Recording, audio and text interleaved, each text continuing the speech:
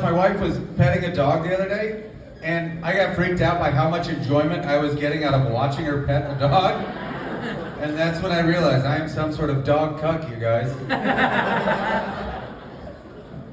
Here's the funnest prank you could possibly play on. I can't wait to share this with you guys. This is so fun, but be careful with this. It's like psychological warfare, really. I really fucked my friend Jimmy up. Here's what happened. So my friend Jimmy will always tell his wife that he, like, his crazy dreams.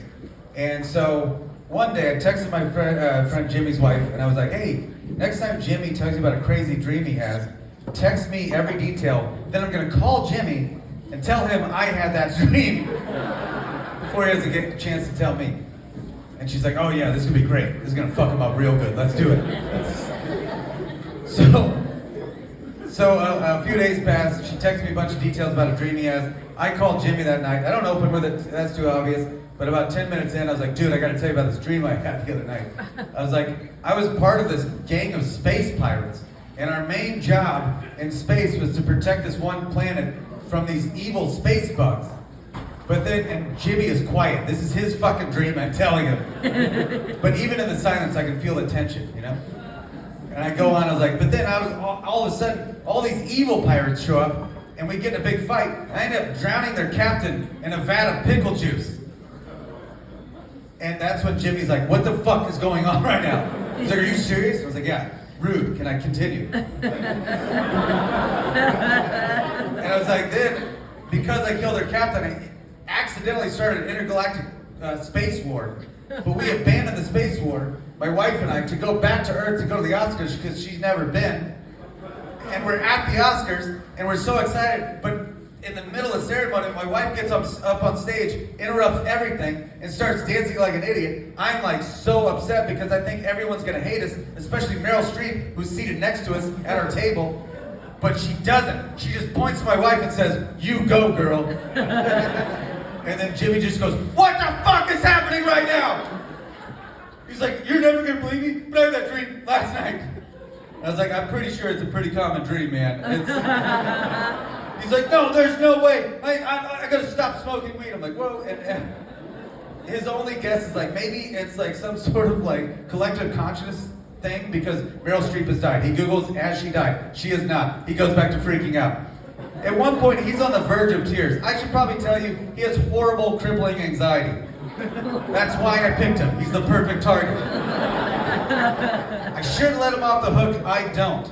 I just say goodnight, I hang up the phone, should call the next day, tell him it's a joke. I don't.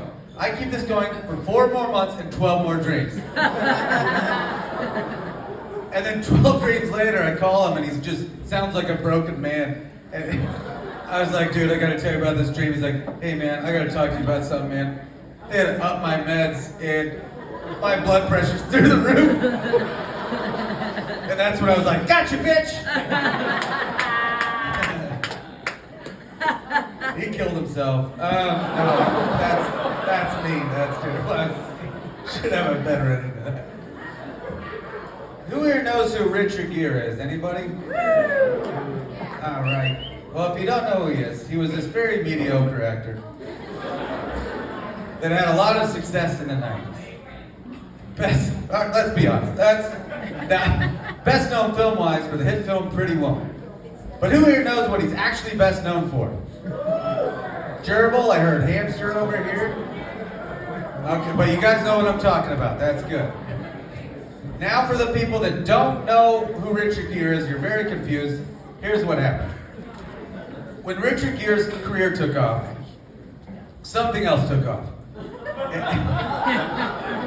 A rumor that one night he had to go to the hospital to have a gerbil and or hamster removed from his ass for some kind of sexual pleasure. And a lot of people were bummed for him at the time. They're like, oh, that sucks for that guy. That's awful. And I never understood that. I was like, that is awesome. Somebody was so jealous of his career, they had to make up a rumor he had a gerbil up his ass. That gerbil is a status symbol. I wish somebody would say that about me. No one's ever said that about me. I currently have 6 gerbils up my ass right now. I'll show you after the show. Anyway. And this was like pre-internet days. This was just like a street team of hatred. Somebody was like hated him so much, they're like, Richard Gere is a gerbil, but pass it on. And they did. And I just hope that when Richard Gere passes away, which hopefully is a long time from now, I hope that when he does, he has a great sense of humor about the whole thing, you know? Like next to his tombstone is just a tiny little tombstone that says, "My buddy."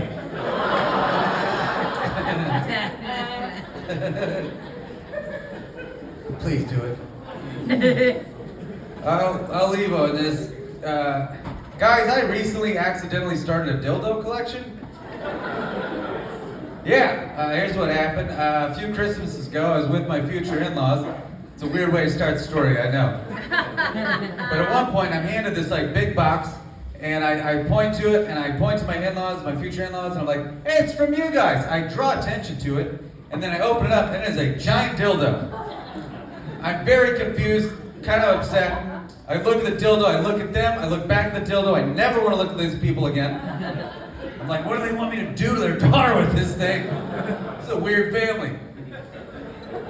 Right about then, I hear my future brother-in-law cracking up. And that's when I realized he has played a wonderful prank on me. He just wrapped up a dick in a box, said it was from their parents. That is awesome. Everyone in this room should try that at some point. We all laugh about it. We have a good time. I'm like, I gotta marry this family. They have fun. And cut to a few years later, I do. I get engaged to my now wife at that very house. This is in Santa Fe, New Mexico, kind of on the outskirts, in the wilderness, basically. And that's important later. And we're the champagne's flowing. We're celebrating. And my brother-in-law brings me this 3-foot box, extravagantly wrapped. No way there's a dick in there, right? It's too big. It's a yard dick. There's no way. But I open it up, wouldn't you know it? It is a dildo. Now, if you don't know what a dildo is, close your eyes right now. Picture the words drill and dildo. It's exactly what you see in your head.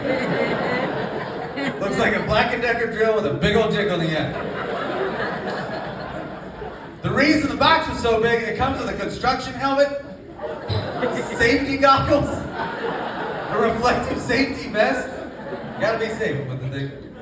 And the dildo itself has a very powerful light on it.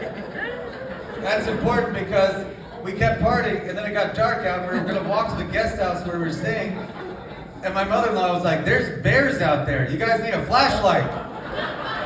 And I was like, "No problem, we got it." But the problem, to get the dildo light to work, you have to press the trigger. So we're just walking down this dirt path of newly engaged lovebirds, just giggling like fucking idiots, because we can't help but notice it is casting a 30-foot shadow of a dick on the road. We're picturing pilots up above saying stuff to everybody on board, like, if you look out the left-hand side of the plane, you'll know why they call New Mexico the land of enchantment. And guys, I had been going to New Mexico at that point for like 4 years, never seen one bear, but wouldn't you know it?